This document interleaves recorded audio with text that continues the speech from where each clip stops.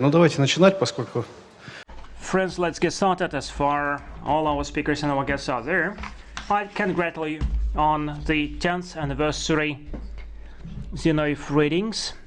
That's an international event dedicated to Alexander Zinoviev, anticipating the new geopolitical reality. Everyone is speaking about the future, but we're going to speak not about anticipation, not about predictions, but we'll speak about the methodology, scientific forecasting, in the spirit of Zinoviev. Following our tradition, I'd like to express my gratitude to Rossiya Segodnya, which provides its platform for Zinoviev Readings.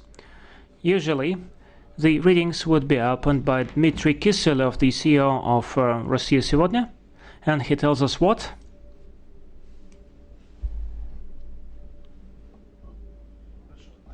Okay.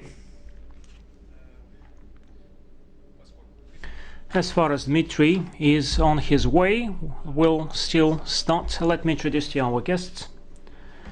And before I pass the floor for the greetings, introductions to the keynote presentation, the greeting will be delivered by the Presidential Executive Office. So, not in terms of the order, but voluntarily, let me introduce first of all Olga Mironova, co-chair of Zinoviev Club and Rossiya Segodnya news agency, head of the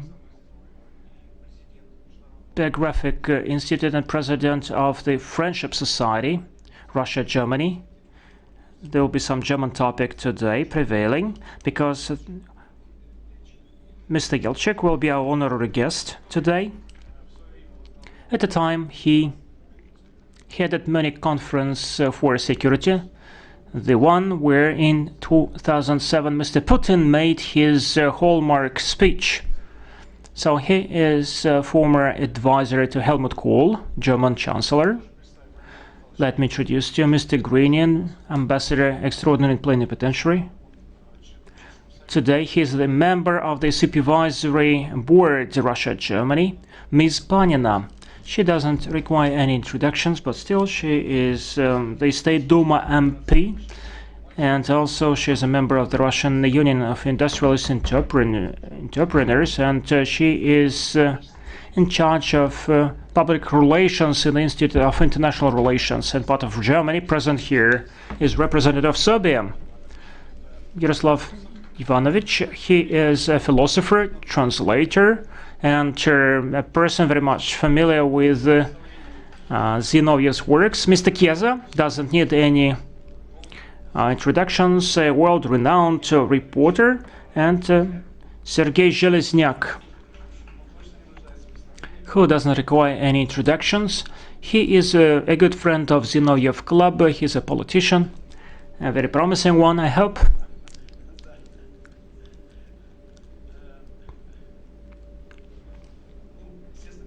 And naturally, to pass the floor to Ms. Zinovieva for the words of greeting.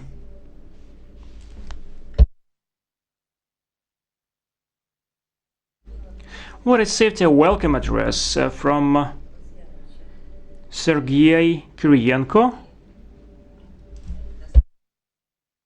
And I have the honor to read it out. The Executive Office of the President of the Russian Federation to the participants in the 10th anniversary Zinoviev Readings Conference. I cordially welcome you on the occasion of the 10th anniversary Zinoviev Readings Conference.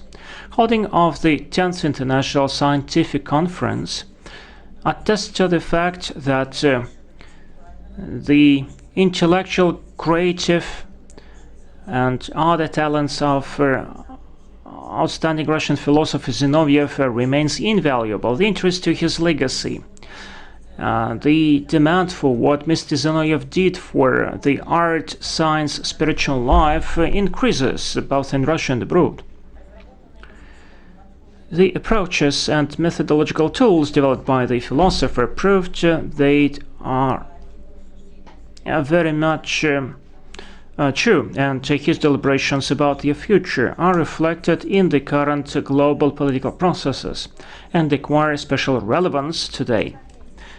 With pleasure, I note the fact that this is in Russia that Zinoviev's ideas are discussed at a very high philosophical level, bringing in lots of students, and we take pride in our contemporarian and fellow citizen. Our main objective for today is not only to cherish, but to develop a rich legacy left by Mr. Zinoviev. Therefore, I'd like to know specifically a huge work done by Zinoviev's Club and Zinoviev's Institute, which work within Rossiya Segodnya news agency. Such a format brings together the activity aimed at developing the legacy of the philosopher and search of the approaches to different problems arising before our society. I'm sure that your work would be fruitful, would be filled with different ideas, and will promote the exchange between our countries. I wish every success to the participants in that work. With respect, Sergey Kiriyenko. Thank you so much.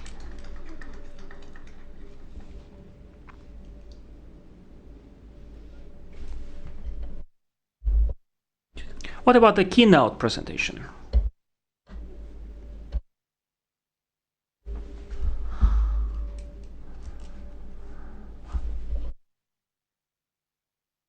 Dear friends, dear participants in the Zinoviev conference, dear comrades in science, dear those who respect Mr. Zinoviev, my pitch is called "To Know, to See, to Understand, and to Anticipate the New Geopolitical Reality." First and foremost, I would like to draw your attention to the hallmark dates, the milestones within that year, which are quite telling. First of all, the 5th year anniversary of Crimea acceding to Russia, 10th International Conference of Zinoviev Readings, and finally, 20th anniversary of Mr. Zinoviev's return to his mother country from his forced exile.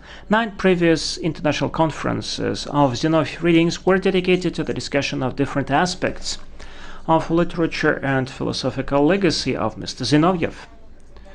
Also, they were dedicated to the most acute political problems of modern Russia. The 10th conference is devoted to the problems of the future. Therefore, we called out Alexander Zinoviev anticipating a new geopolitical reality. It has become a buzzword that actually it's a moveton speaking about the future in Russia. Why? Because right now we don't see anything unanimously positively in the nearest future. Pessimists certainly do not make us happy with their focus, and optimists, they are certain that actually everything is already good and cannot be better. And these arguments, these statements cannot be convincing. That's why we are turning to those segments of the great philosophers' works which are related to futurology, especially to the methodology of forecasting of the situation in the world and in Russia in particular. We have to contemplate on the future, on the past and present, and this is what the philosophers do, and these philosophers are numerous in that room. The philosophers are speaking about the entities and different units and categories of the present, past, and the future. Against the backdrop of propaganda of different utopias and wishful thinkings and science fiction, we are taking a very practical approach to the future, and Mr. Zinoviev is among those figures. Past, present, and future. These are different and the same categories of the time. Time and the space are the main attributes of our being. A grassroots person, a rank-and-file person, lives in the present without thinking that present may be quite relative. As far it does exist in our feelings, and this is an aggregate of the previous events, and at the same time, the present launches the future or triggers the future. So the present is just a moment between the past and the future, as a Soviet song goes. The past is something which will never be back, and the future is something which doesn't exist at the moment and which has not come true yet. But the present, this is the reality in which we live. And this is unity of the present, the past, and the future, which actually comes true at one single moment. And Mr. Zinoviev was the first to draw our attention to this unity, to this entity. As Mr. Zinoviev said, socially speaking, we cannot say that the past, the present, the future follow one another. It implies a kind of an empirical entity, our body, which realizes his being at every single moment and brings that into consideration the way he lives. Therefore, the society, this is an entity of such beings. Let's call that a social object. For a social object or an entity, the past, the present, and the future is the main essence of their existence at different periods of their life. It is not these periods, per se, which matter. This is what Mr. Zinoviev asserted in one of his works. And the wider is the horizon of thinking of this or that individual, the longer the moment of the present would be. If we devoid people of the historical past, if we block any people's activity connected to their contemplation on the future, is one of the ways to degrade the people in the present. This is what we see in the policy of the territory. Most obvious in that respect is the process which we see in Ukraine. The Ukrainians were deprived of the real history of their country, and instead it was replaced with a kind of cliches and a substitute for the history, substitute for different historical facts. One of the most detrimental ways of such a gap between the past and the present is a falsification of history or rigging of the history, an attempt to distort the past for the sake of changing the present and the future. Alexander Zinoviev more than once stressed the necessity for any country which aspires to develop to acquire such a feature as striving at the future or being driven to the future. During the Stalin years, actually most of the people in the Soviet Union were living in the future or with their minds in the future. And this is one of the main social factors which could explain the social behavior. The thoughts, without the thoughts about the future, without aspiration to reach the future, making the future better than present, this is a setting common for any person, and you have to live in your present, and therefore anticipating a new geopolitical reality should be of mass nature. Therefore, for the global government and for the ruling elites, it is so important to ignore, to discard the aspirations of the people and to discard the questions about where we're moving to in future. What were the conditions to overcome the arising threats and challenges for Russia in terms of Mr. Zinoviev's works? He believed that convergence of two global systems, world systems, and then the imposition, the values and standards of the Western society in Russia will turn for Russia and for the Russian Federation into self-destruction. He dubbed perestroika as katastroika, a mixed word between catastrophe and perestroika or reform.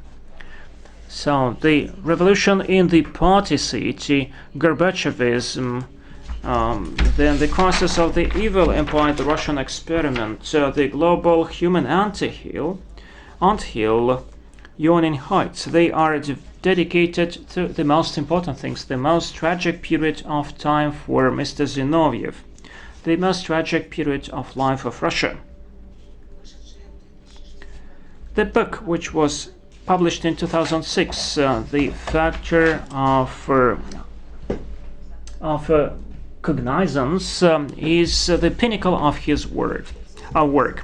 So, and certainly, this book is dedicated to what awaits Russia and the mankind, and what we can do. His supporters, his champions, his epistles. In the context of Russia's approaching a new stage of reforming the planetary-wide anthill, with the assistance of Mr. Putin, with the assistance of Xi Jinping from China, and President of the United States, Donald Trump. In that context, our main civil society objective is to be able to see, to understand, and to anticipate the new geopolitical reality, which is connected with the rationale of proceeding to globalization 2.0 or to post-globalization era. A clear understanding of what awaits us in future and what we, the citizens of Russia, want to achieve in every period of time, along with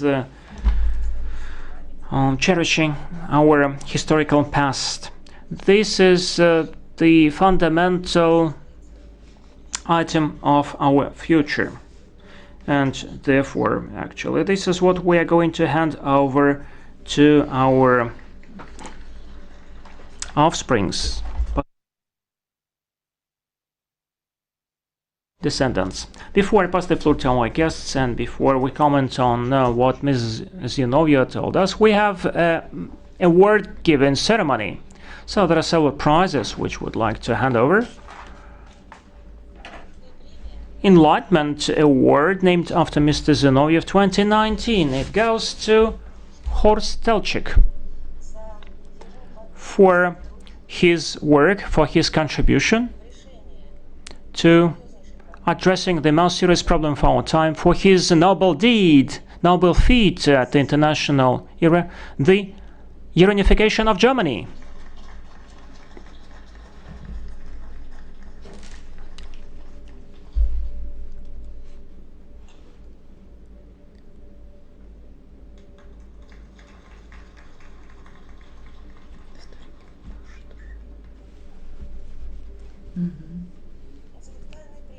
Intellectual award named after Mr. Zinoviev for 2019 goes to Nikolai Bukhteev, a champion, a hero, a person who does extremely a lot for Donbass, so the war-torn territory. Thank you so much.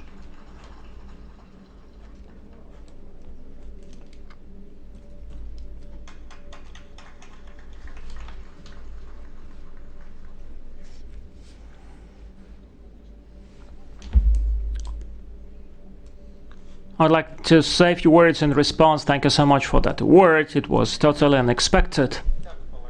And I assume that if we understand Mr. Zinoviev, he will be not only with us, but inside us, and therefore will defeat everyone, everywhere. I'm totally confident about that.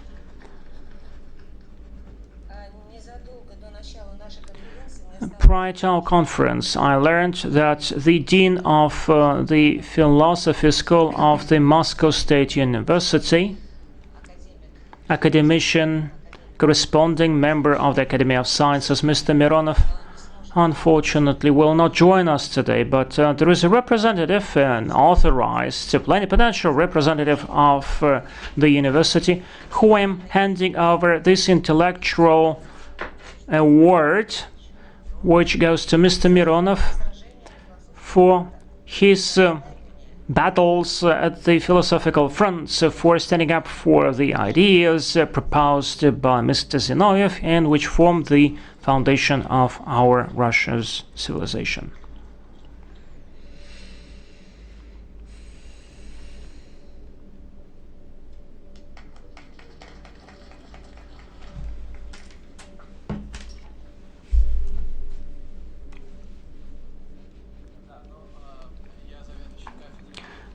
I'm head of the chair of ethics of the Philosophy School of Moscow State University. Professor Rossiya, Mr. Zinoviev used to work for our chair, and he finished his creative career there, and we take pride in that. I would like to convey the best greetings from Mr. Mironov, our dean. The school, the faculty, values very much what Mr. Zinoviev did to our faculty, and at the previous scientific council we took a decision to set up Zinoviev Center within the faculty and will promote further his ideas, let alone that we had lots of conferences dedicated to Mr. Zinoviev, and lots of theses and manuscripts were dedicated to his legacy. Let me, on my behalf, wish you every success to our today's conference.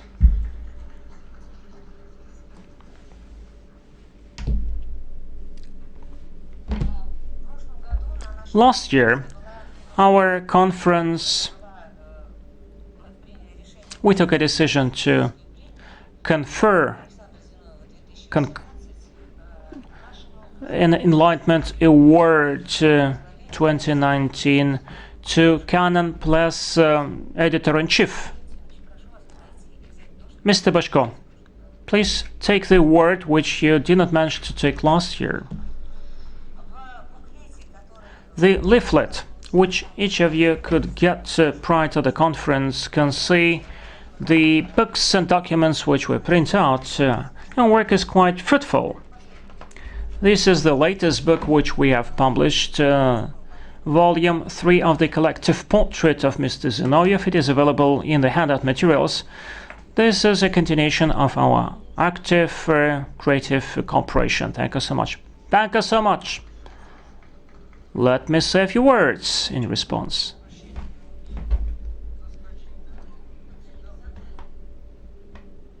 Forgot to mute my phone.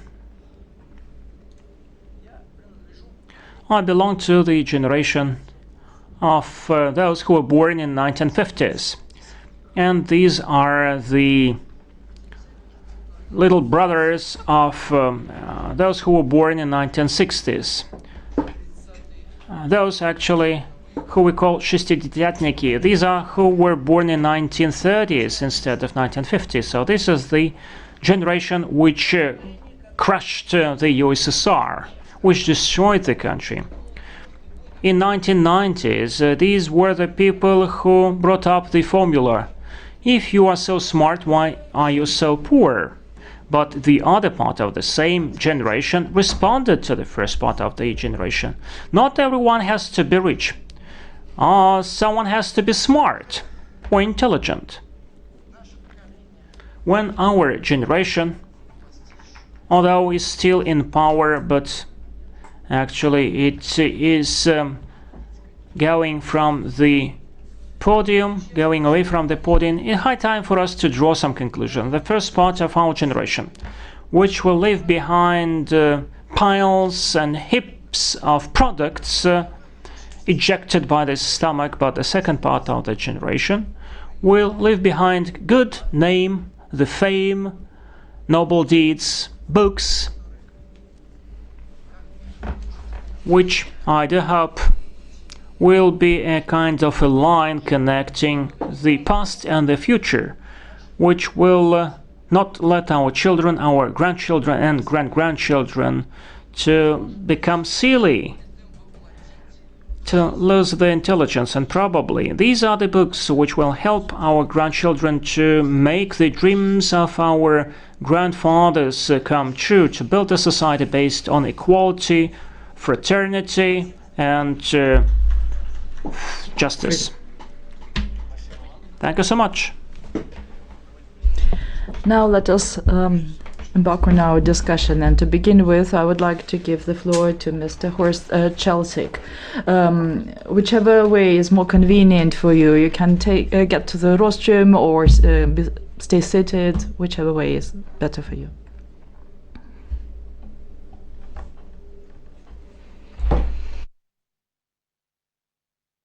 Ladies and gentlemen, Dobry den. First of all, I would like to thank you for this invitation. I'm really honored to be here. I'm not a philosopher, nevertheless, you invited me. My philosophy when I was in politics was a very simple one. Because of the fate of my family. I had a father who was 14 years of his lifetime soldier in 2 world wars. The first one and the second one, twice prisoner in the Soviet Union. Fortunately, he survived. And born in the Czech Republic, we were refugees coming to Bavaria, to Germany. And it was a tough time to be a refugee in Bavaria, despite the fact that we were fluently speaking German, but the Bavarians have a special dialect. And because of this background of my family, my personal philosophy was a very simple one. Never again war. Never again. And we have to try hard to establish peace forever, not just for a special period, and to shape Europe peacefully. And never again fascism, but never again as well communism.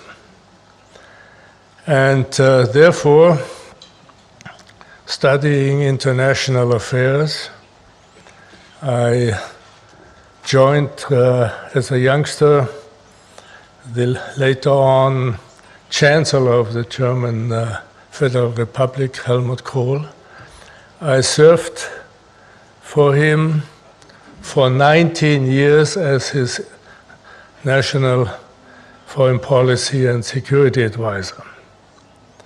And when I joined him, the first we did, we went to Moscow to have discussions with our Soviet partners. And, well, why I'm a little bit referring to history, I refer to a German social democrat who was the co-founder of the Social Democratic Party, August Bebel, who once has said, you have to know history in order to understand the present and to shape the future.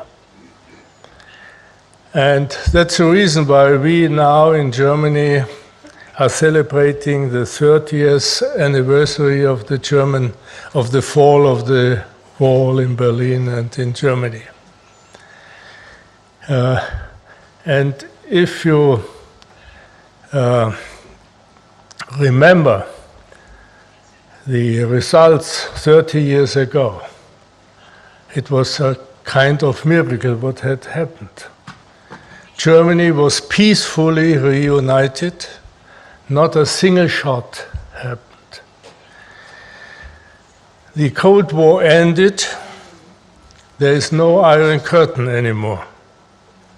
And not only Germany was peacefully united, ladies and gentlemen, Europe was peacefully united as well.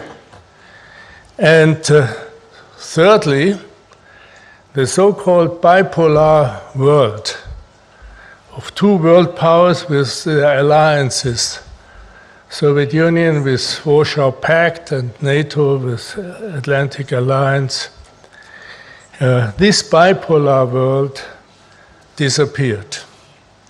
It was President Bush Sr. who said, 91, we need a new world power.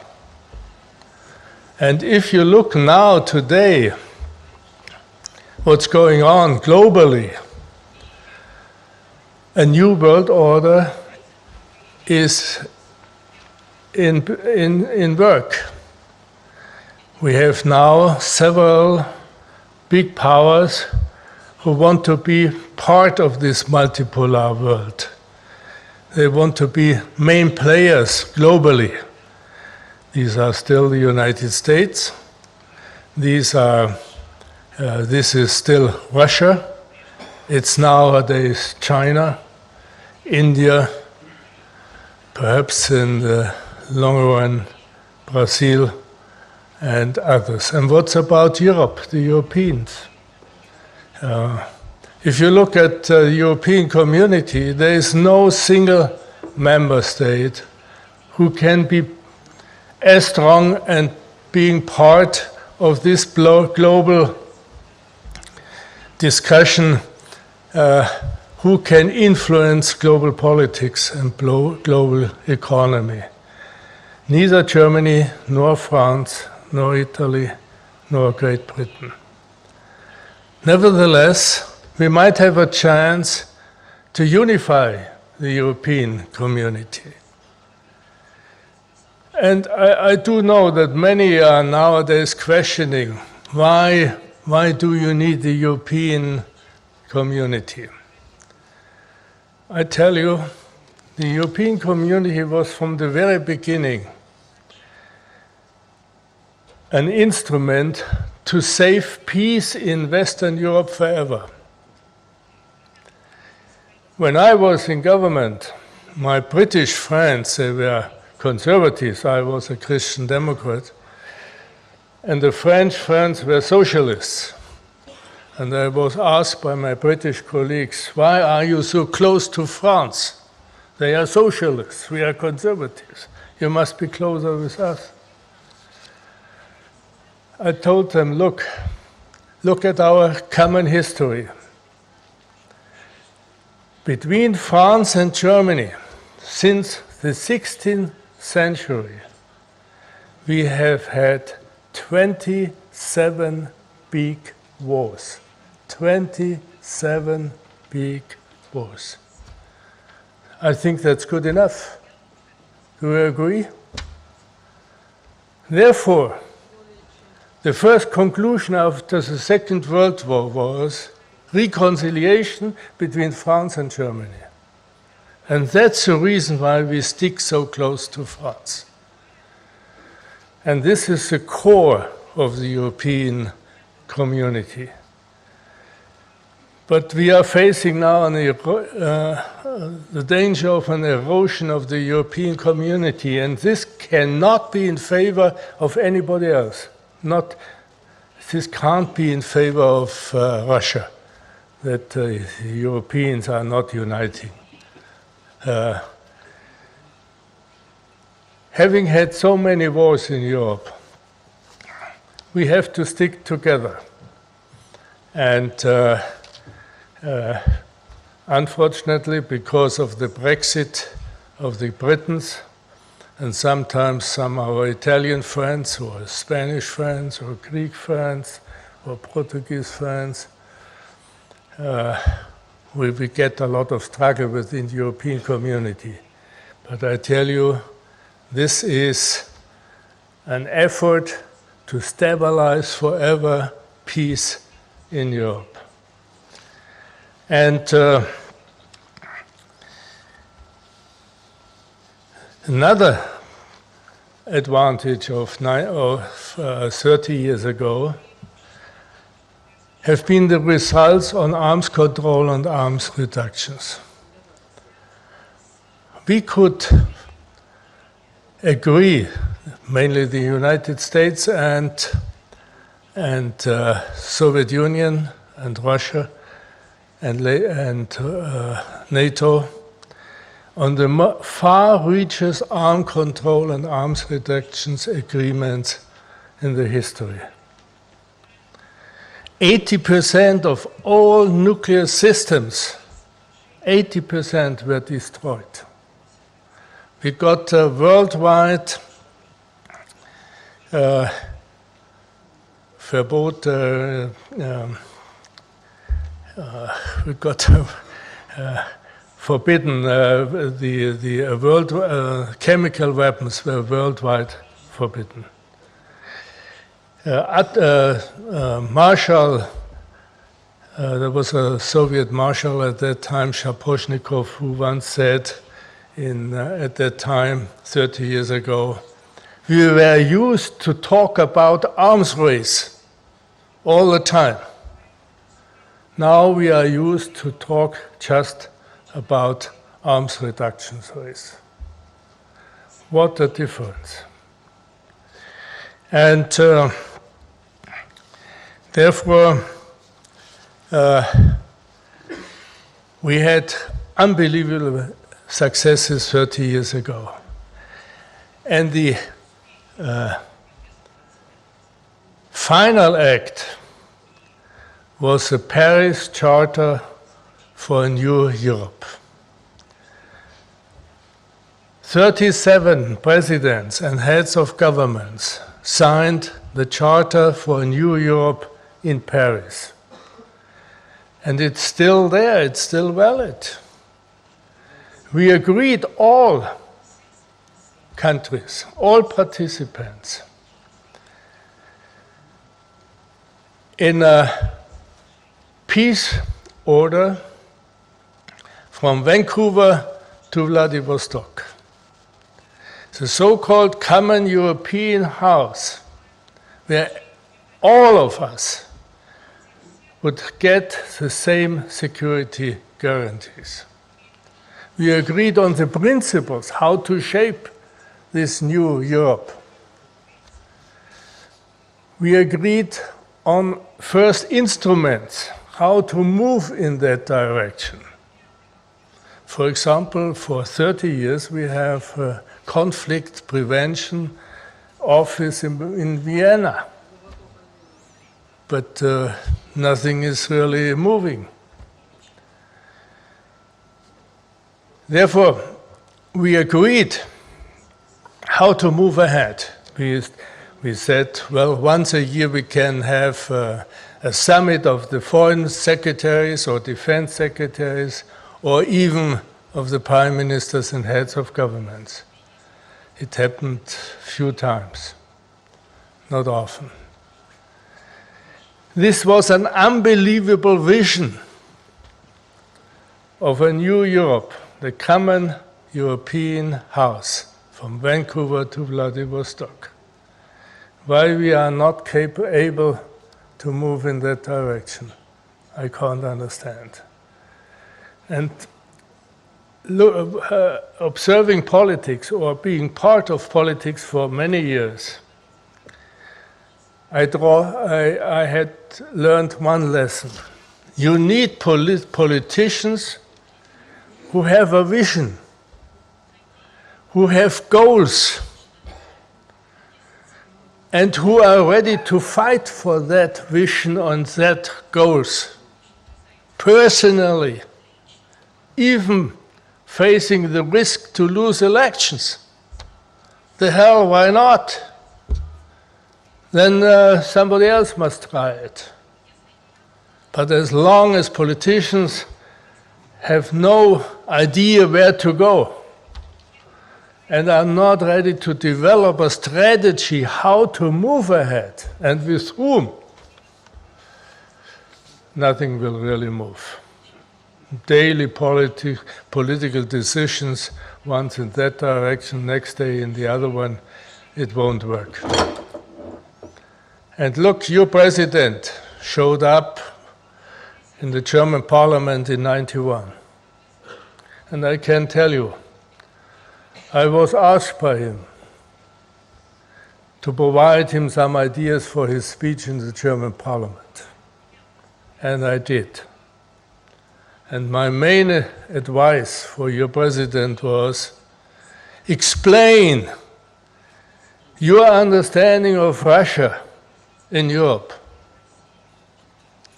And in his speech he said, Russia is a friendly European country, telling us Russia belongs to Europe. And I tell you, I give a hell lot of speeches in Germany. There's a lot of sympathy within the Germans of friendly, close relations with the Russian people. Nobody wants any more a war. Nobody. We want to have peace. And there's a lot of sympathy available. We have to use it. We have built up a hell lot of bridges between our countries. Cultural bridges. I'm living close to Munich. Look at Munich. The chief conductor of the Munich Philharmonic Orchestra is a Russian. The Munich Opera, the head of the orchestra, is a Russian. He will take over now the Berlin Orchestra, the main orchestra in Germany. The head of the Munich Ballet is a Russian. We have a lot of Russians on the cultural level cooperating with us. We should intensify it. We should intensify the exchange of youth, of youngsters, of young leaders. I was running once a foundation, and I started young leader conferences between German young leaders and Russian young leaders, between Chinese young leaders and German young leaders. This works perfectly. Therefore, I'm working hard to intensify economic relations. Unfortunately, we have these silly sanctions. I tell you, I was observing sanctions worldwide for many years when I was in government. I learned that all sides are not sticking to sanctions. They always try to overcome them. Therefore, mostly they don't work. We should give them up. But you know, the main obstacle nowadays is Ukraine. And we do hope that the new Ukrainian president will be ready to move. And the problem is, if he moves in your direction, he will face by his nationalists a lot of resistance. Therefore, it must be a give and take from both sides. Otherwise, it won't work. And therefore, I do hope that the relations between Ukraine and Russia will improve to stop economic sanctions and whatever. My main concern today is that we are facing a new arms race, a new global arms race.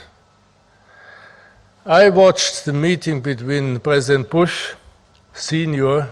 and President Gorbachev, and both decided no militarization of the space. Now the Americans, the Chinese, they were the first. The Americans and now Russia as well they all say, we will build up space weapons. Why? What for? We had an agreement to stop nuclear missiles. 80% were destroyed. Now we are starting to develop new nuclear systems. We get a new arms race globally because China is joining. You have other countries who are possibly ready to start again to start as well as Saudi Arabia or Iran or others. Why do we need an arms race? We need negotiations to stop any arms race. I'm deeply concerned what's going on. Sometimes it reminds me of children playing in the sand. You see, one is throwing sand to the other, and the other is throwing back. Will you hit me? I will hit you. Kindergarten. We call it kindergarten game. I don't know whether this is really a wise idea for adult people. Well, let me end here. My message is 30 years ago, we laid the foundation for unbelievable New Europe, for peace and disarmament. Nowadays, our responsible politicians are discussing the opposite. And the question is how to change that. Thanks.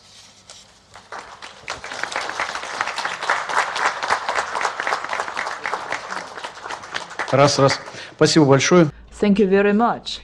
Very interesting contribution, especially in the parts when you mentioned silly sanctions.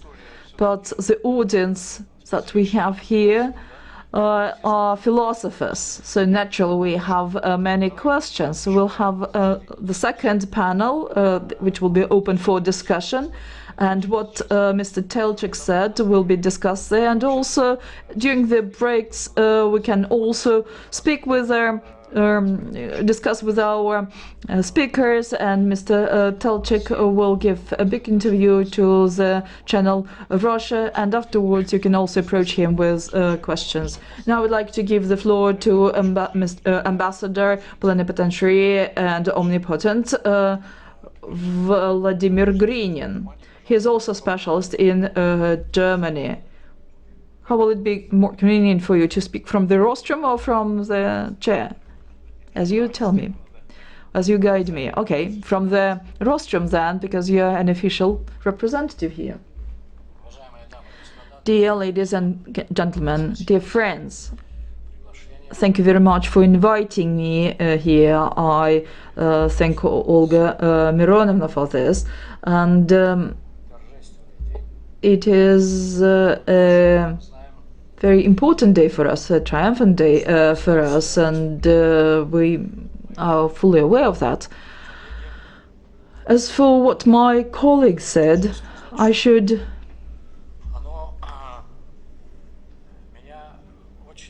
say that I got really interested. His point of view is unique. I really advise you and invite you to read the book recently published by Mr. Telchik. He gave it to me and I read it with pleasure. I think this will help all of us in our perception of our manner of behavior and of our actions and actions of others. We should be very clear about us, Russians, understanding others as our neighbors, as our neighboring countries. And if you want to be together, then you need to find some points that are common, some values that are relevant, some thoughts that will bring us closer. And the book is called The Russian Roulette. So I think this may help us a lot in understanding many things. So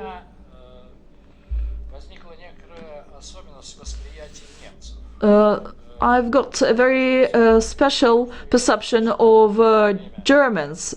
That happened because I worked in Germany for a long time, about 20 years all in all. And during the first times I went there, that was in the early 1970s, what my attention was drawn to the following aspect. Germans who were recently at war with us were quite friendly and treated us quite well-hearted. Even former prisoners had some contacts and friends, made friends, and they formed a very special perception of Russians. This actually reflects the national peculiarities, both peculiarities of the character of Russians and of Germans. Well, we can definitely compare ourselves with others, and I can do that because I worked in some other countries as well, in Finland, in Austria, in Poland, and some other countries. And there as well, there were people who are very close in spirit to us, who treat us very well. But it is only in Germany that I discovered this national peculiarity, this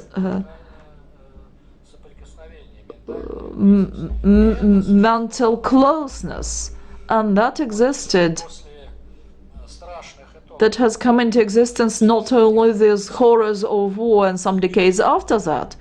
That has been for centuries, or had been centuries before. For instance, Peter the Great took great pleasure in his visits to Germany. There is a town, Bad Pyrmont, with a monument to Peter the Great, a museum dedicated to Peter the Great, and people there virtually every year celebrate the anniversary of his memory. But when Peter the Great moved to Germany, he also had got acquainted with a large diaspora of Germans who lived in Moscow then. The number of Germans went up tremendously. You may remember Catherine II of Russia. She was purely of German origin. Maybe you have heard about a town Zerbst, where she was born and reigned for a while until she was very young, until she came to Russia and became the Empress of Russia. That's not about the pressure exercised by Germans on Russians. No, I'm not speaking about that. I want to draw a different idea, to bring another idea, that there are certain very close things between us that helped us to converge, helped us to approach each other closer. But there were some other horrible people, and we all remember the losses, irreparable losses that cannot be forgotten and must not be forgotten, because the most important thing that brings us closer is our mentality, our perception at the mental level. And I do believe that with the course of time, this mental closeness will overcome some hurdles and will help us to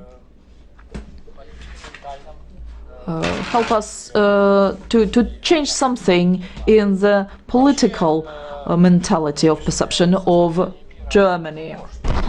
The current state of the world requires certain transformations, because the current situation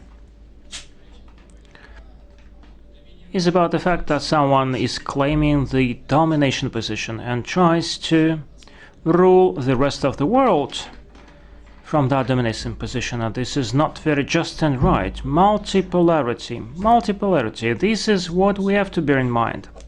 And as far as soon we're going to mark the 90th anniversary since the birth of our outstanding diplomat, Mr. Primakov, we may say that this was very typical of his ideas.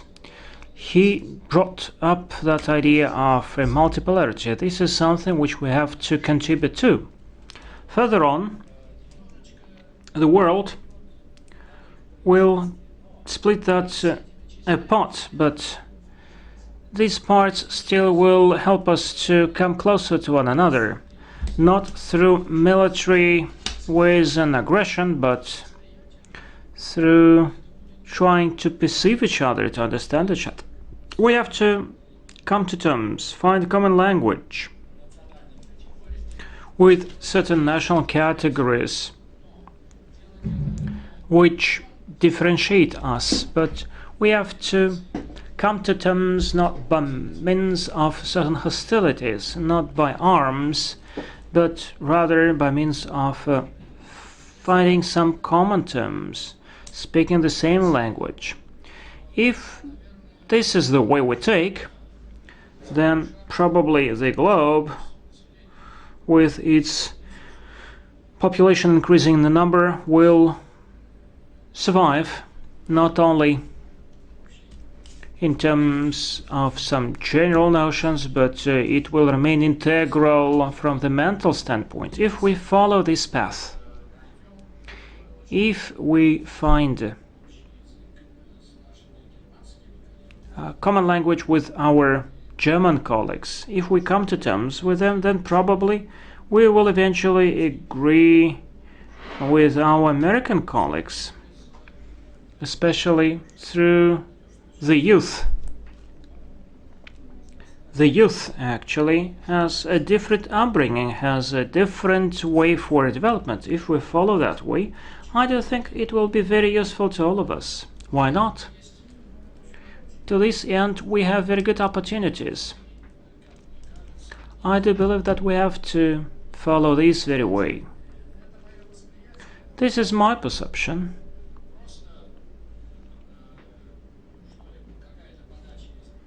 And this is not just my inner conception, but I fully realize that thanks to the active cooperation with the Germans,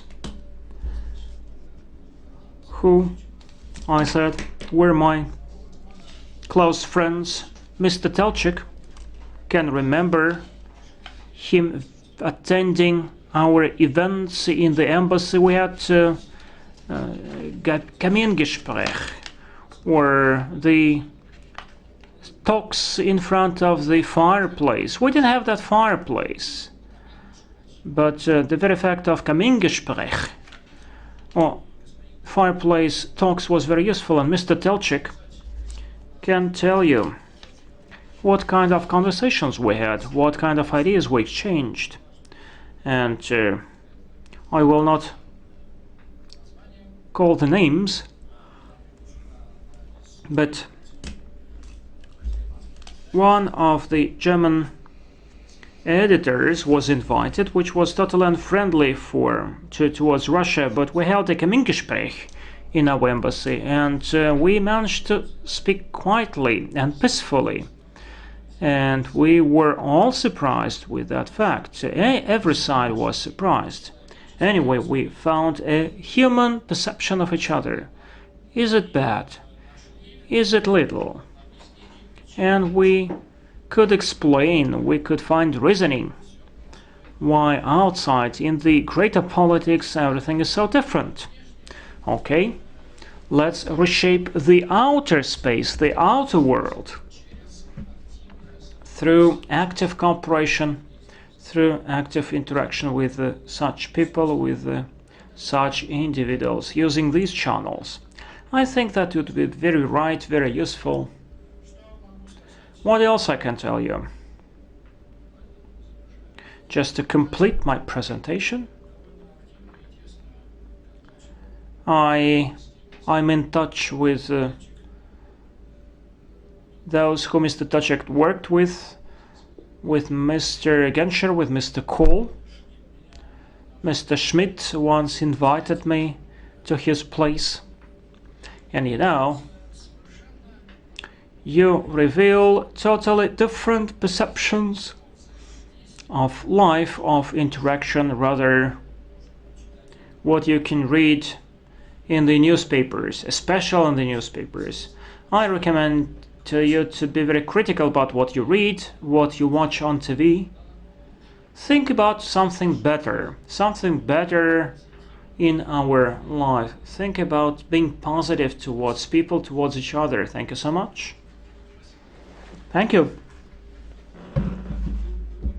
Well, we now understand that Germany stands up for multipolar world, but Germany actually is not the only European country. Serbia is another key country for Europe. Miroslav, Serbia, let's get beyond Germany and have a look at what is going on in Serbia. What do you think about Russia? So let us go beyond the present into the future. Thank you.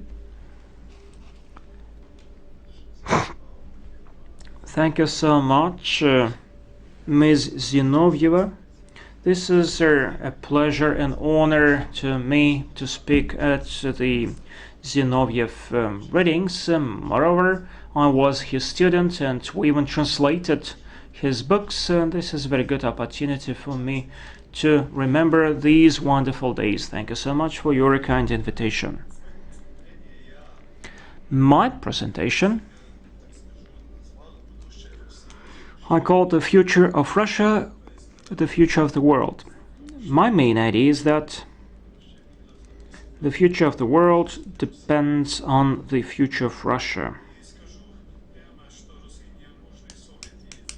Russia doesn't need any advice from outside. There are quite a lot of intelligent, smart people living in Russia. My objective is quite modest. I'd like to associate myself with the ideas which have already been proposed by the Russian society, which took the shape, and let me also share the Serbian experience with you, because for 30 years Serbia is a life lab of the global processes which are being imposed to the world. I mean, this new global world order.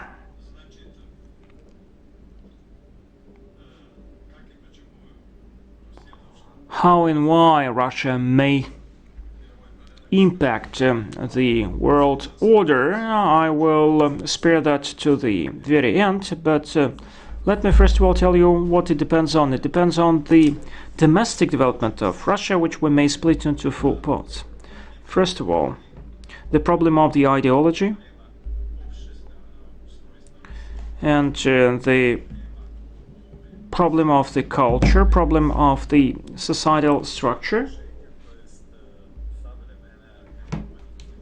and the modern geopolitical situation in the world also has certain impact.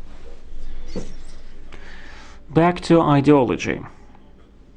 This is what we thought a lot, and Mr. Zinoviev also contributed a lot to those ideas, and certainly I copied and pasted lots of his ideas. It is well known, I will not repeat that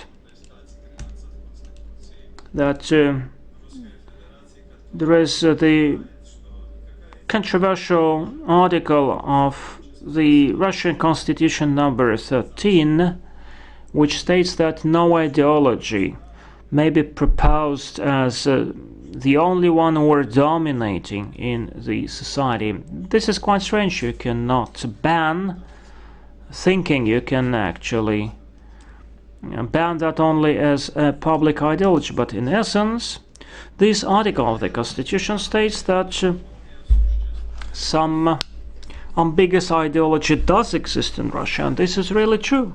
If we look at the development of Russia after the breakup of the Soviet Union, we'll see that in essence post-Soviet Russia has adopted an English-style ideology. I mean, liberalism, with all those institutions which do exist there, Democrats, liberal capitalism. This is what the post-Soviet Russia has been built on. Over the last 20 years, certain adjustments take place, And I do think that this is a very positive tendency because Russia wants to get back to its historical roots. And without that, no single state may survive. The same is true of Russia. Russia will not survive without getting back to its root, to its origins.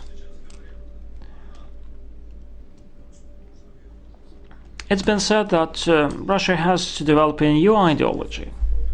There are several candidates for such an ideology. These are the ideologies which are being there since the 19th century.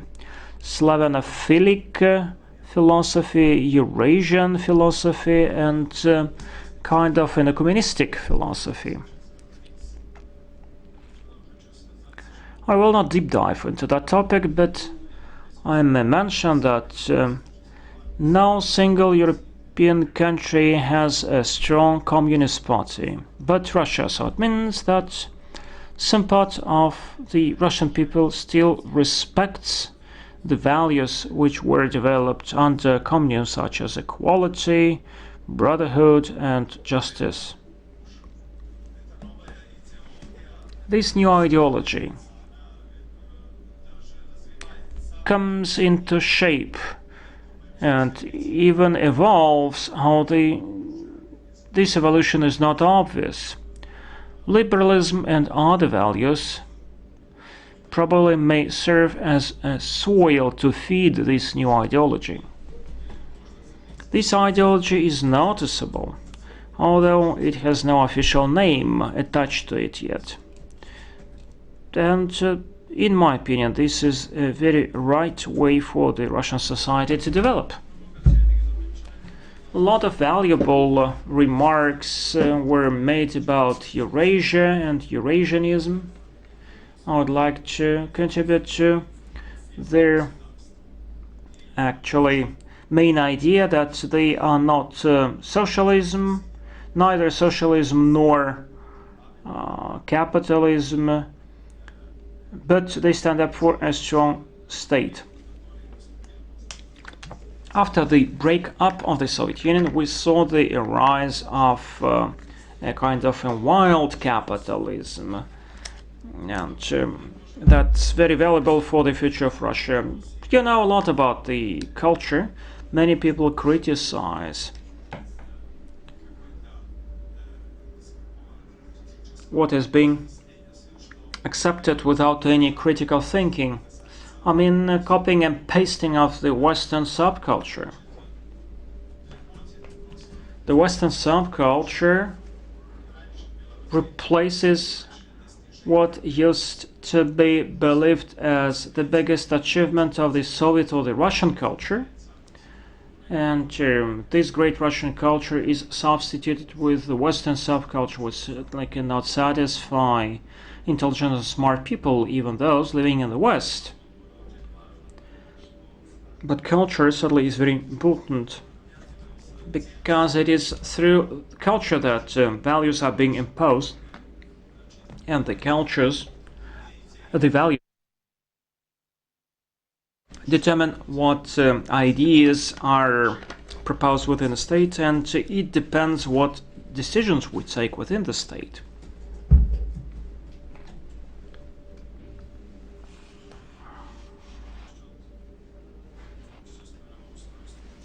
Back to the political structure, it has already been mentioned, the culture has already been mentioned too. Now let me say a few words about geopolitics. The international relations and geopolitics now actually are used in order to generate the new global world order, which is imposed on the West and on the East. The West, actually, this is an entity bringing together the most affluent, the strongest nations, which set the tune. It won't be as bad if it were not imposed by force, even by means of war. like it happened to Serbia. Other facilities and vehicles are being used, such as sanctions, which are imposed against Russia, and other means actually are not spared.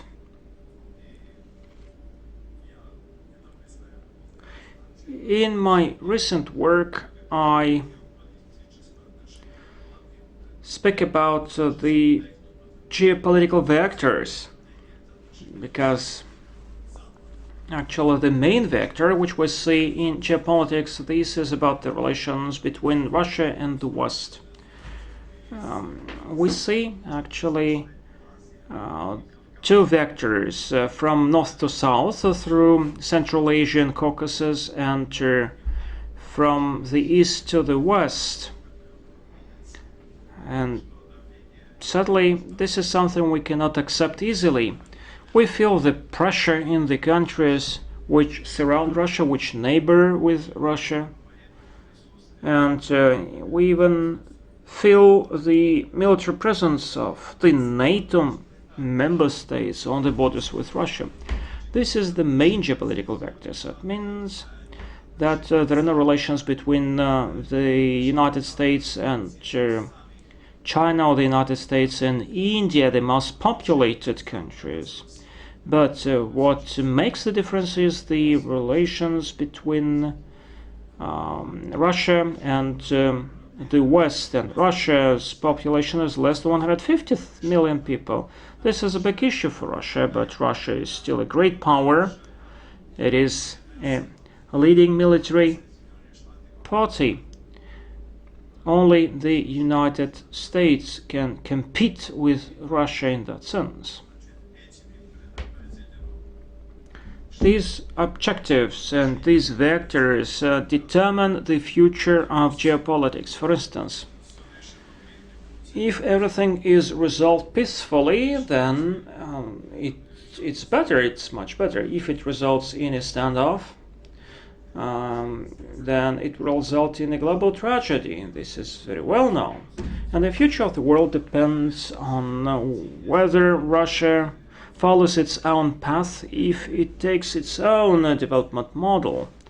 If it fails to do so, if it follows the way imposed by the West, it will mean that the nation states will not develop in future anywhere. Just let us imagine that actually the world remains the same, but Russia does not exist any longer. At that very moment, the West, or even the United States, would communicate to India and will communicate to China and would tell them, you will have to change your political system, you will have to sell all your banks, all your enterprises to us, and neocolonialism will be imposed again. Russia is a guarantor of the peace, and this is the Russia's doom, and we can only wish it to withstand that pressure on its way. Thank you so much. Thank you. Our next speaker is a person who has something to do with the practical politics. Then I think that we will discuss our topic more dynamically. I'd like to invite Elena Panina from Russia. You are head of the Institute for International Relations. If you want, you may speak from your chair. No. I will follow the traditions. I respect the traditions.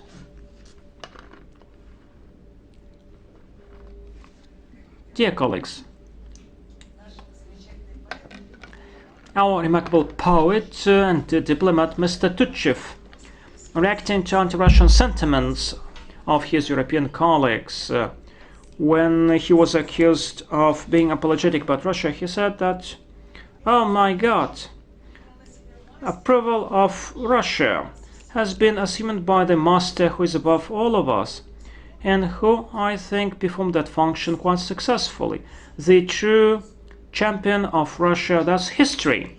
For 300 years, all the time, all the hardships, all the issues and problems are resolved in favor of Russia, and this only reiterates its mystical destiny.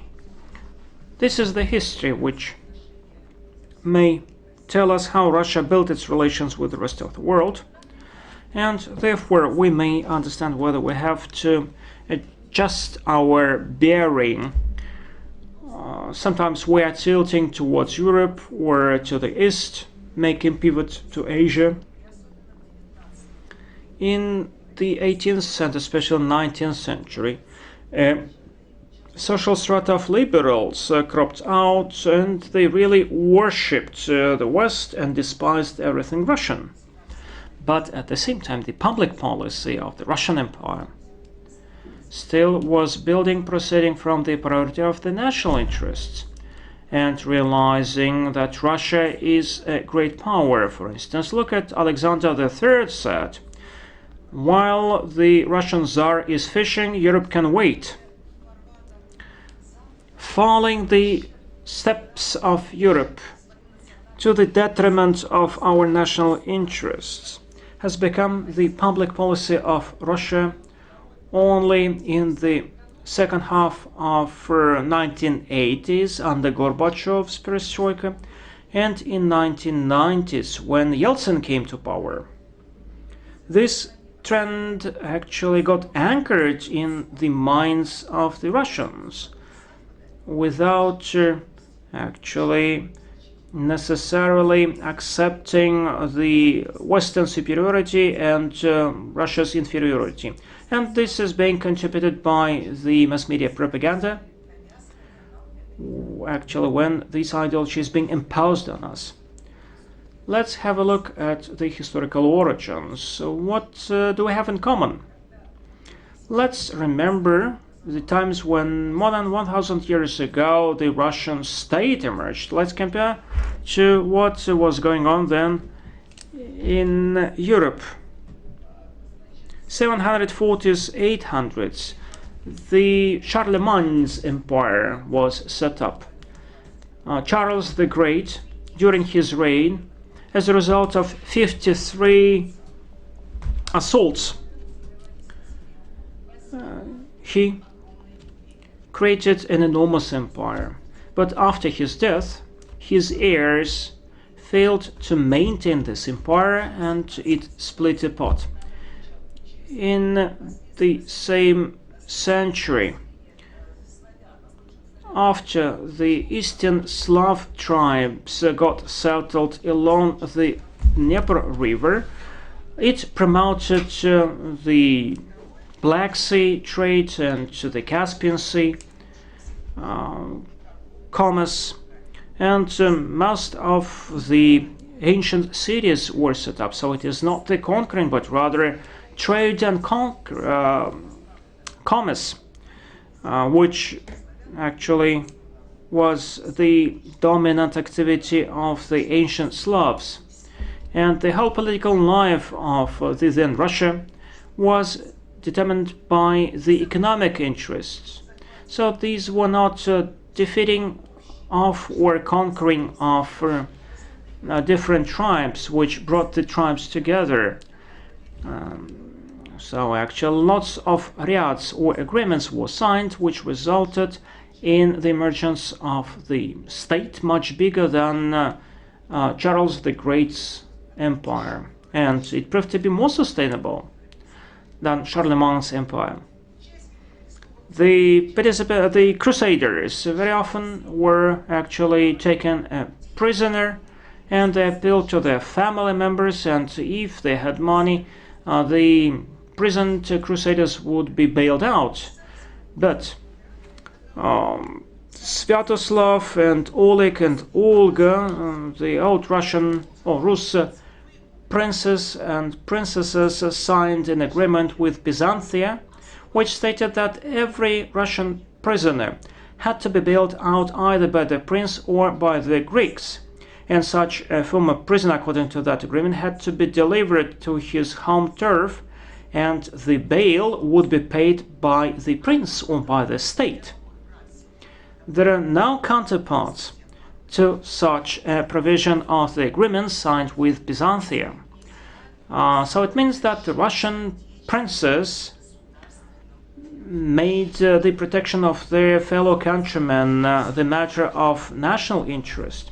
So this only differentiates our mentalities and how the Russian statehood and the Western civilization was brought about.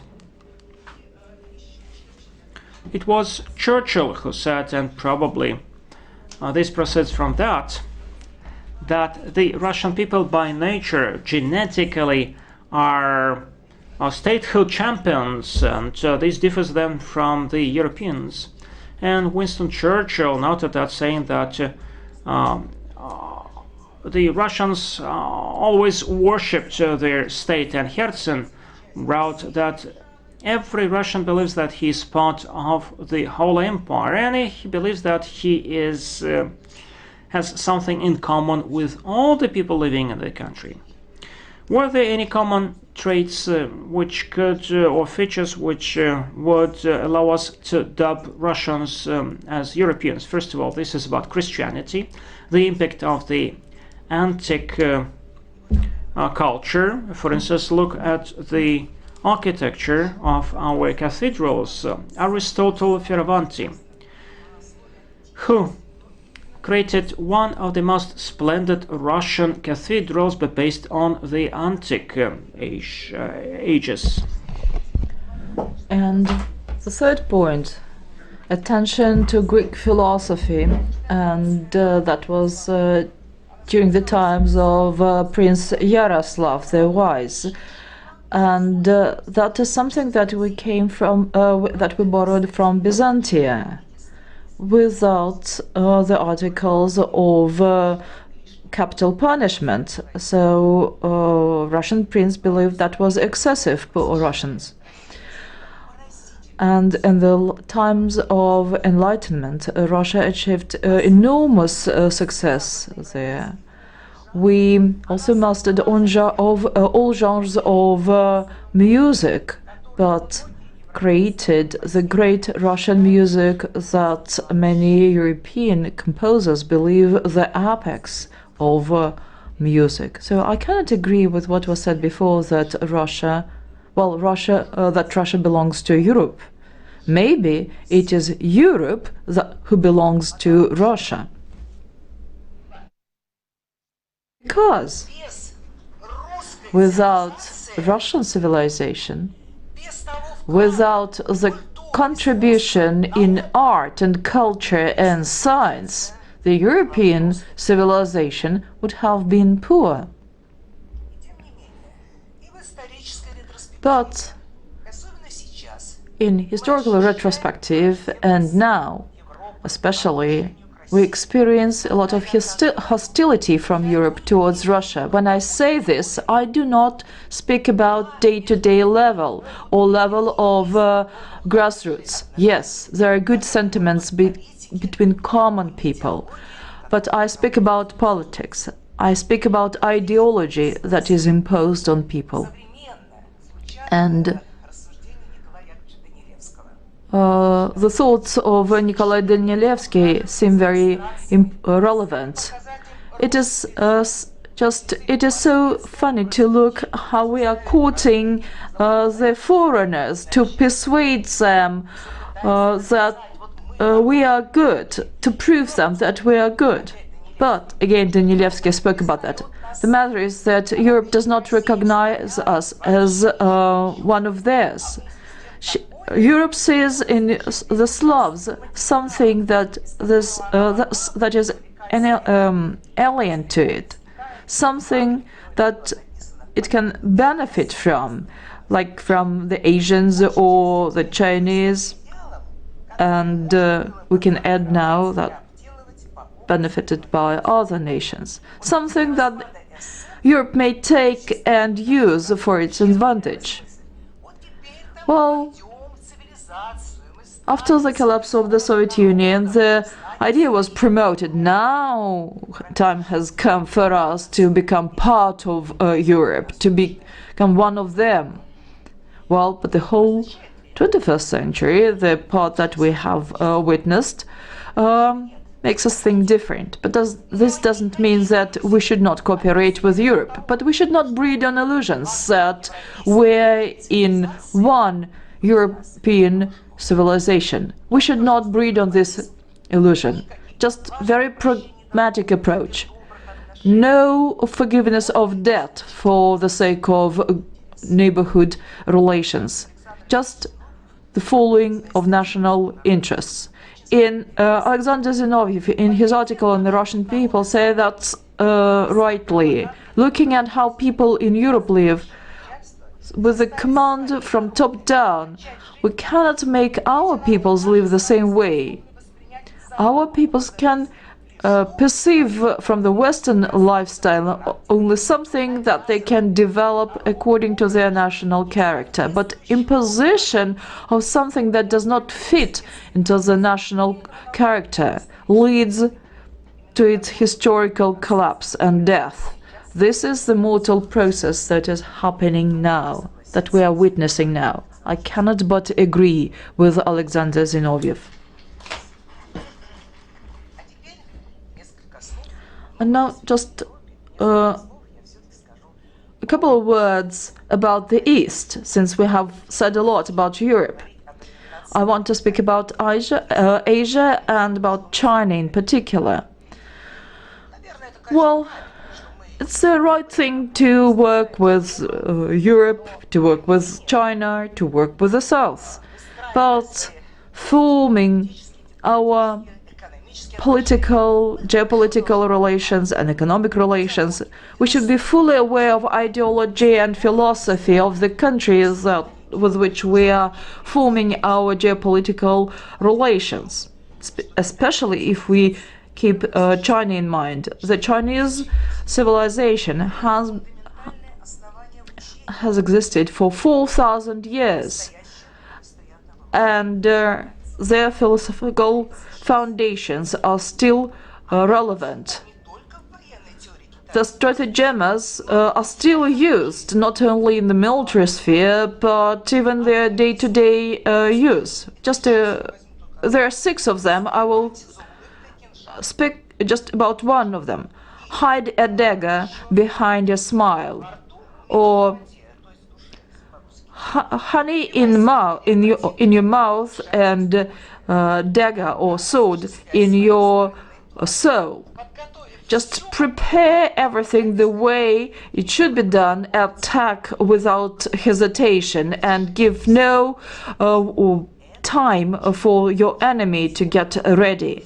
There are 36 of such stratagemas, and there are very few of them. But this is very characteristic of China, I think.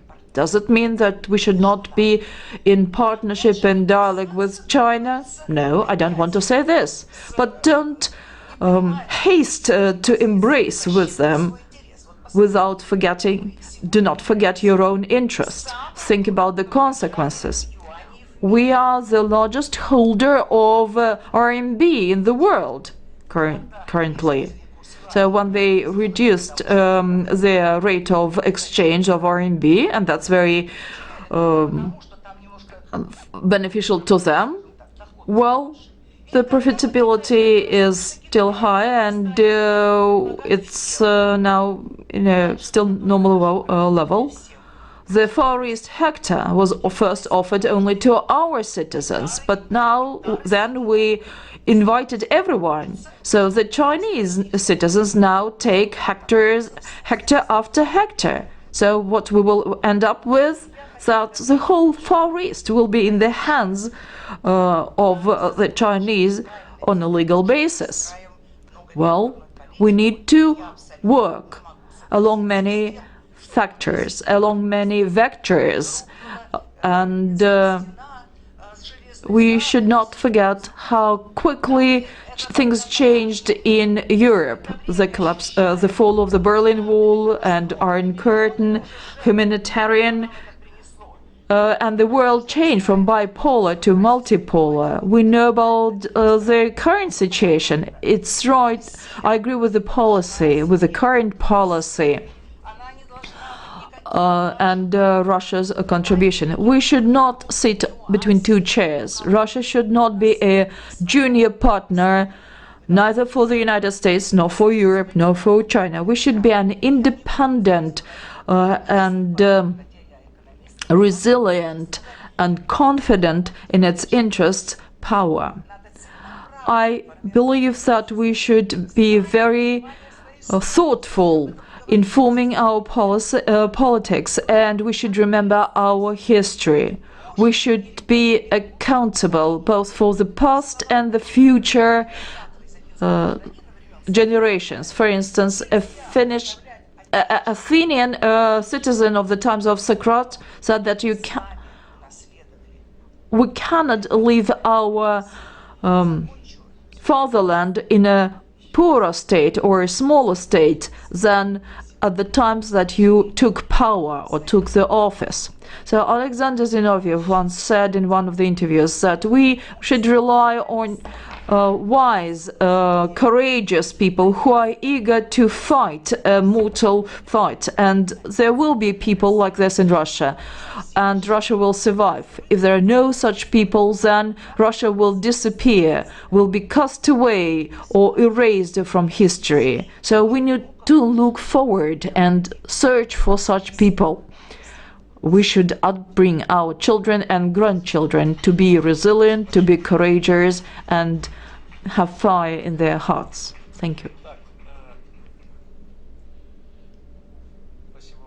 Thank you very much, in particular for quoting Alexander Zinoviev. And now I would like to give the floor to Sergey Zheleznyak. Okay. So Fiervanti was remembered. Let's give the floor to Giulietto. Chiesa, the way is better for you, more convenient for you. Good afternoon.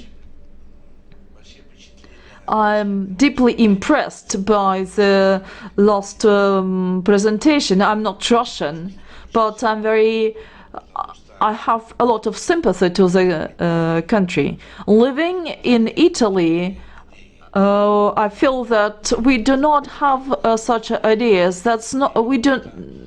We feel that something is missing. We also need to look for courageous people, because there is enormous crisis in the West, especially in Europe.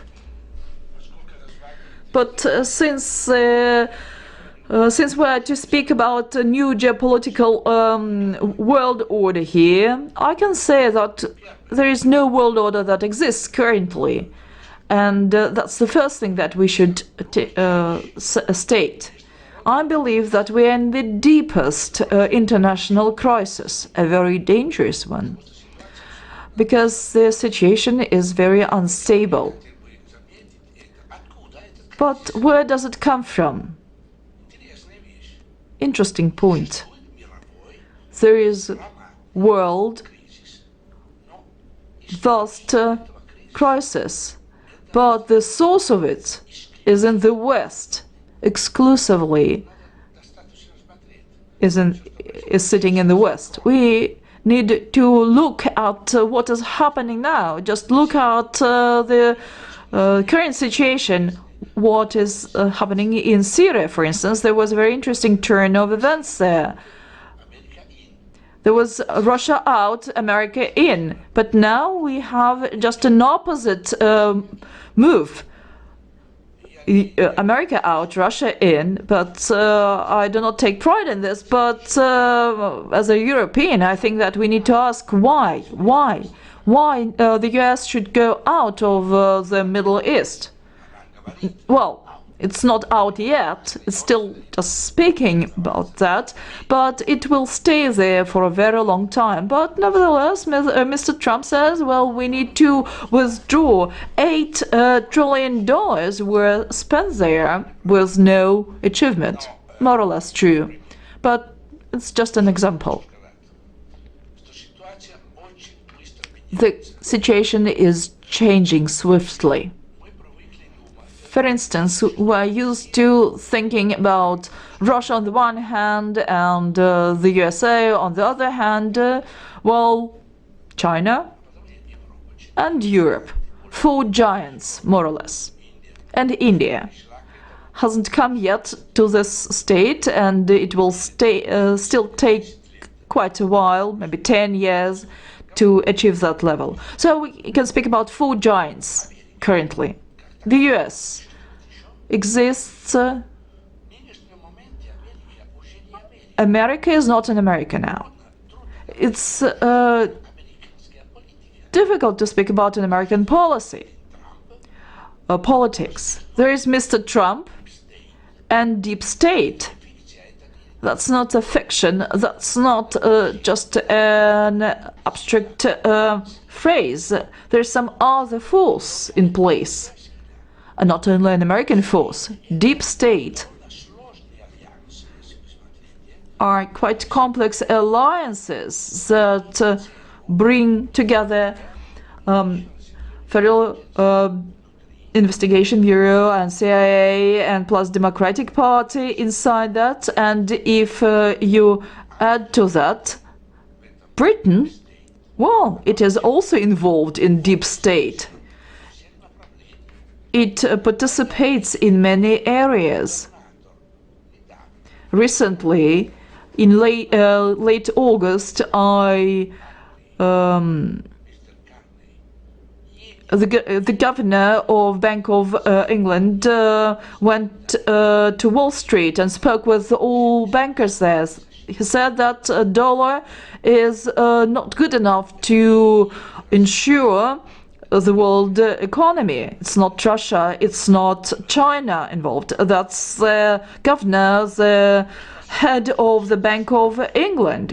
He states that dollar cannot support the economy. On the contrary, it blocks the current economy. And the head of the Federal Reserve System agreed with him. But what sort of world order will we have in several years? Not that many ahead. 2 giants are switching in. Not states yet. One of them is Google, and the other is Facebook. Facebook alone, for you not to lose the touch with reality, serves 2.5 billion people. Facebook and Google together cover, well, Silicon Valley, California, made a decision to have an alternative internet, competing with the current American internet.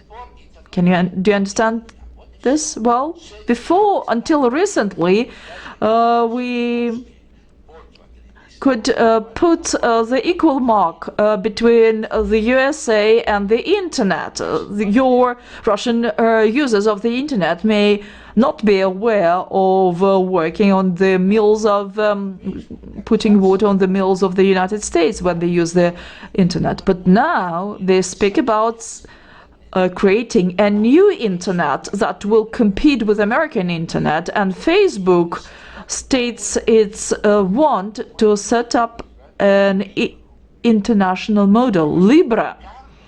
And Mr. Carney goes to Washington and says, well, that's a good idea, isn't it? But with a reservation, I want this new coin be supported by the state. And then says, well, a new basket should be compatible with RMB, meaning the Chinese. Why do I mention all this?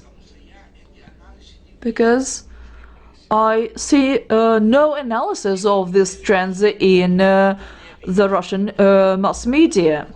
As if surprising, as if the Russian mass media is not aware of what is happening in the world. And this actually will change the balance of powers in the world radically if the United States disappear from the political international area. Thus will bring us a lot of turmoil. We'll be faced with that. So in conclusion, I would like to say that what we see is paradoxical. The West continues its existence because both Russia and China support its existence. So both Russia and China have a lot of dollars on hands. Both the government of Russia and government of China rather intensively selling American dollars. Many changes are taking place. I didn't know that Russia has a lot of RMB. 27% of our gold reserve is in foreign currency reserve is in RMB. So we see that Russia is changing its system of currencies, and both China and Russia buy gold intensively. What does this mean? That means that both Russia and China are expecting some changes in the global financial system. Not only these two countries, but many other countries. Japan, Germany, Great Britain, India, Russia, China, all of them are buying gold simultaneously. That means there will be some earthquake in the world of finance. So the new world order can be predicted only if all factors are taken into account comprehensively. The key point is in the following: whether the Chinese and the Russians be able to postpone this moment of radical change. And I think both here and in Europe, some erroneous optimism prevails. If situation goes the way I have described it, then the idea that we need to tackle this problem with force will become, that's a temptation, so it will become stronger and stronger. As a person from the West, I deeply believe this. Some political leaders of the West show a very dangerous trend. Not to recognize the current situation, just deny it. They're used to this. I mean, both the United States and Europe, they all got used to the idea that they may win in any situation because they are strong. That's what they believe. But I think that this trend may be on the rise. So they will get prepared for that. There are certain forces or some parties that will get prepared to that. Look at NATO. Things are obvious. Russia is virtually surrounded from all sides. China as well. Why? Why are they doing this? Well, they're getting prepared, just in case.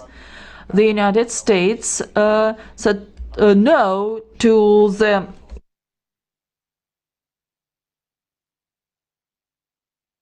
IMF treaty. Well, so they're getting prepared, although they're not sure yet. So we should not live in excessive optimism, because things become more and more dangerous. Every time I come here, I sound not optimistic enough. But nevertheless, I believe it's better to be on alert, to be on guard. Thank you. Thank you so much. Thank you so much. Just a brief observation, really. There is an active preparation for a new Bretton Woods, and our financial strategy has not come into shape yet. Mr. Chiesa, probably you can advise us where to invest once the crisis is looming. Where to invest once the crisis is looming. I was kidding. Sergey, Mr. Zheleznyak, please just put an end to our discussion.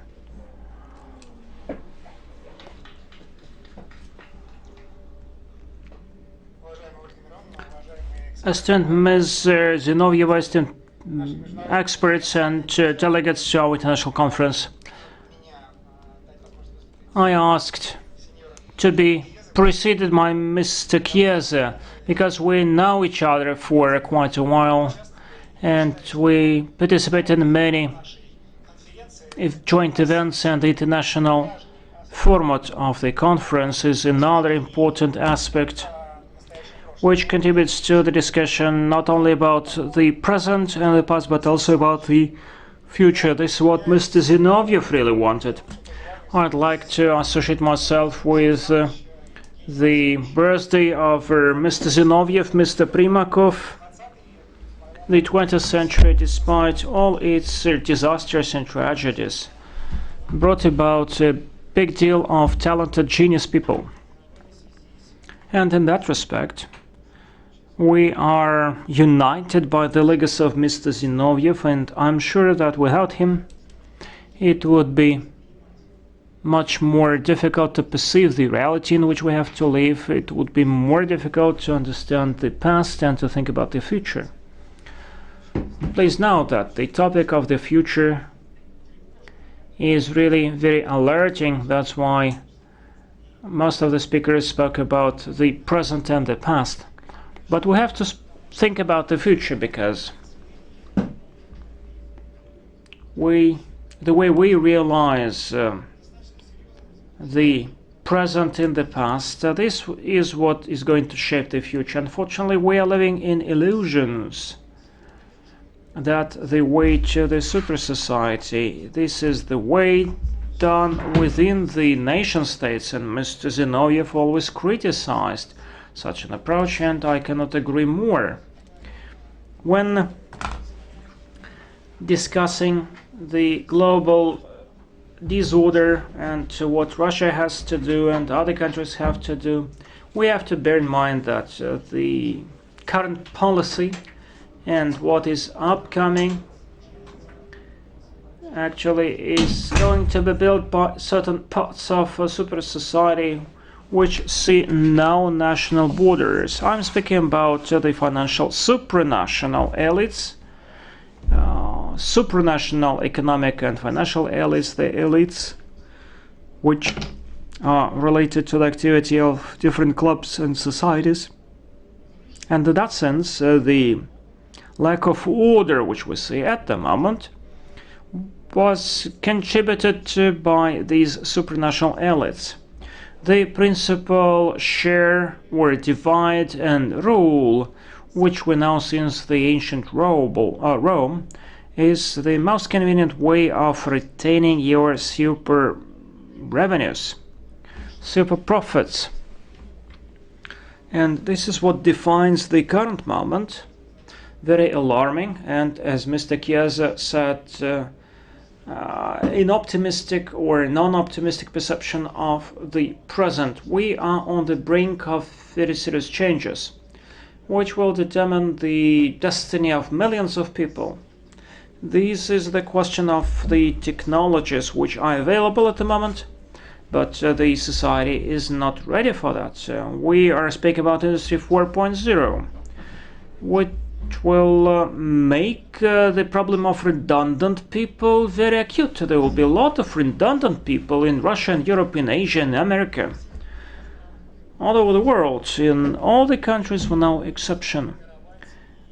And I think that this is what is going to shape the extremist ideologies, which will try this way to find a simple answer to difficult problems which do exist there. It would be a subject matter for manipulation by supranational elites seeking to further control money flows, cash flows, and Russia is no exception. Amidst the current economic crisis, we don't see a clear-cut strategy proposed by our financial elites. But we will never see such a strategy because our financial bosses, those who govern the financial policy, they try to appease, to satisfy not the Russian people, but their Western partners. And we cannot change these people because they are adults and they will not change their mentality. We are on the brink of very dramatic, very tragic demographic changes and migration flows resulting from that. So we will see a shortage of resources, including the ones which provide for the subsistence of people. When local environmental issues may exacerbate to become international climate problems. And this is the reality in which we have to live, but at the same time,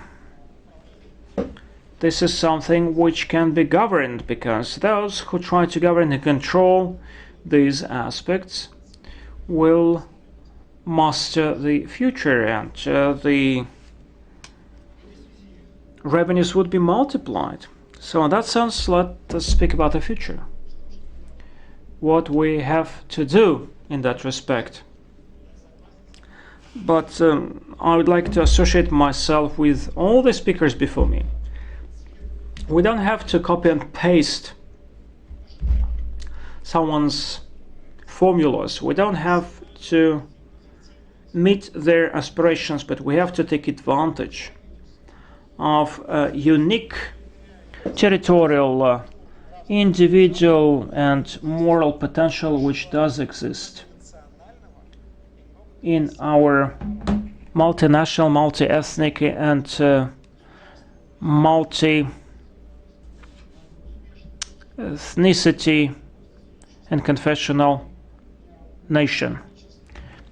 This is about collaboration, cooperation among the people of different faiths and of different religions and nations, which we see. And this is a watershed which is being abused by those who would like to retain this global disorder.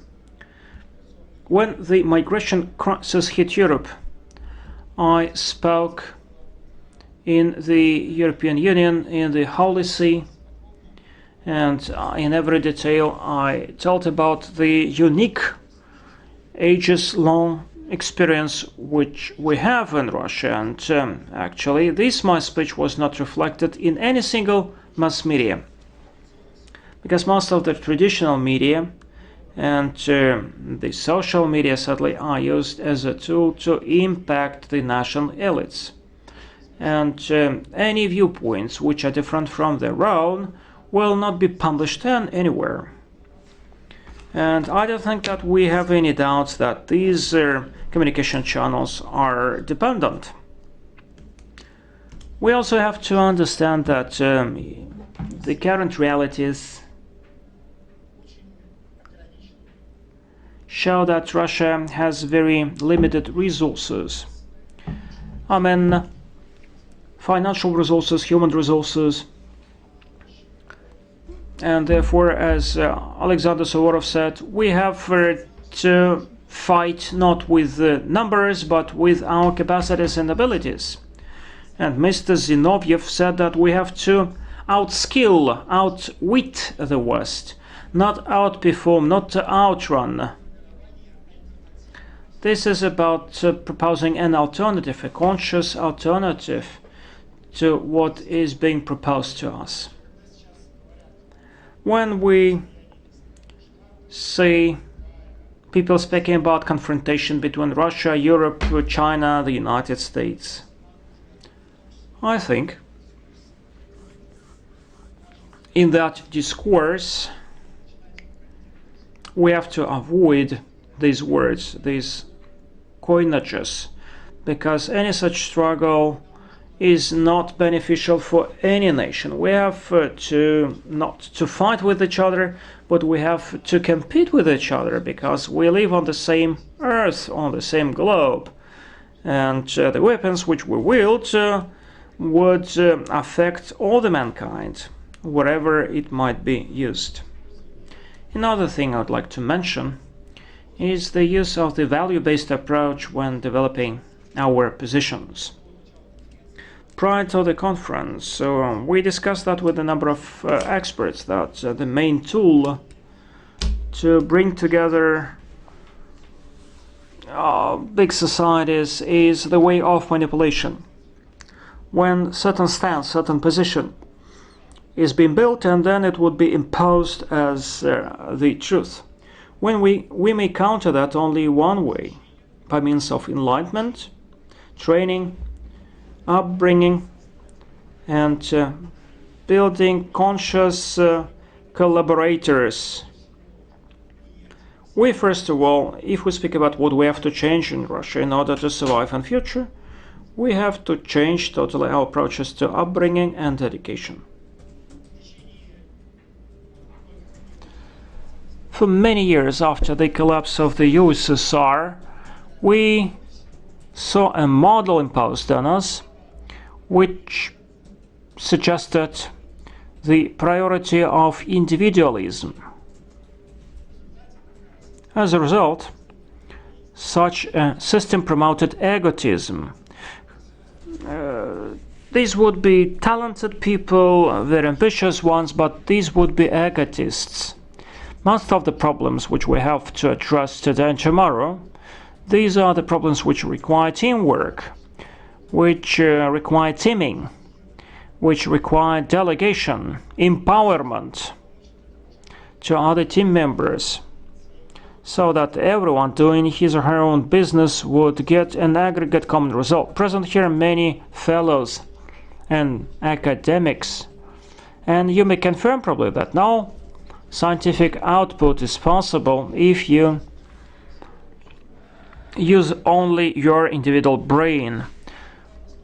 Our scientific achievements result from the teamwork of a great deal of people. This is what we need first and foremost. Secondly, I think that when we speak about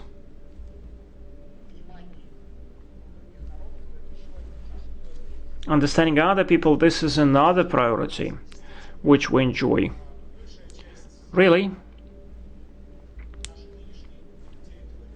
most of our territory and most of the people living in Russia, these are the peoples who voluntarily, on their own, decided to side with us, to live with us, and that's why we are much better than other countries and much better than the authorities of other countries in terms of understanding how to meet each other halfway. I'm not speaking about a compromise, because compromise, this is a lose-lose situation rather than win-win situation.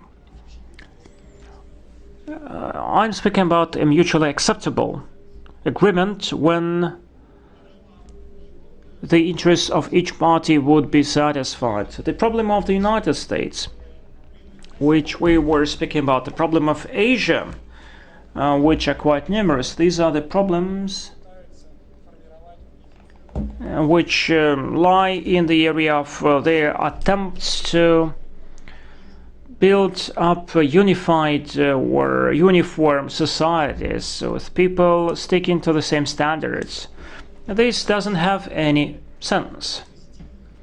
In the 20th century, most of the positive, constructive decisions, in the 21st century, most of such decisions and solutions would be obtained thanks to diversity, cultural, historical diversity.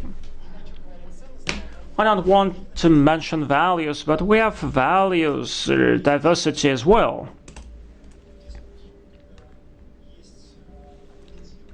When we see a discussion taking place and when the arguments are substantiated, then people who stick to totally different viewpoints may come to terms. This is when we said that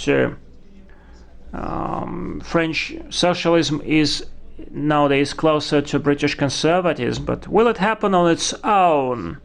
No, totally not. It will require efforts to be invested. I'd like to highlight the importance of the people's diplomacy. The people who share same interests, people of different nations. This is the main factor which would prevent the destructive actions of the authorities. No people in the world wants a war. Mr. Zinoviev took that very close to his heart, the disintegration of the USSR. He believed that the very concept of the Soviet Union was slinched in mud, was totally marred, although this model was absolutely unique. We see that many things in the world are demonized on purpose, are reduced to a kind of a farce in order to simplify ruling the people. Every person has only 3 anchors which help us be ourselves. This is our origin, this is our motherland, and this is our faith. If you destroy any of those anchors, others would loosen as well. That's why it is very important for us to support and retain the traditional values which we have within the people. And this is a very important humanitarian platform for the communication with the people of other nations, because, let me repeat that once again, no healthy person wants the death of his children or a war. No common sense person wants to be left without shelter in winter. Our diplomatic success we owe to understand the people who are talking to, even if these people cannot come to terms with each other.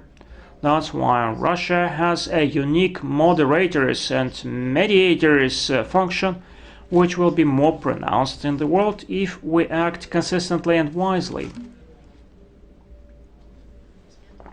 And one more thing I would like to mention to conclude my speech. What concerns the use of our resources. We have shortage of these resources, and sadly, we have to act very efficiently, starting from human capital and ending with the territory of the country. But if the rules themselves, I'm not speaking about the laws, because laws are more narrow than rules. If they are not observed, if actually we take care of any kind of a capital invested in the country, it will be attractive for anyone.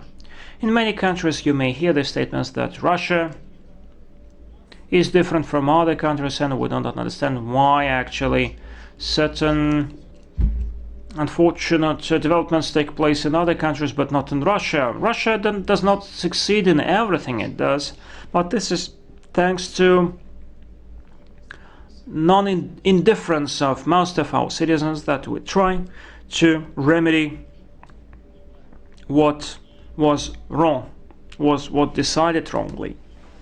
And to a full extent we feel responsibility not only for ourselves but also for the whole world. And these are not just loud words, but this is about understanding our responsibility for the future. Thank you so much for the opportunity to speak up, and it is my privilege to be here with you.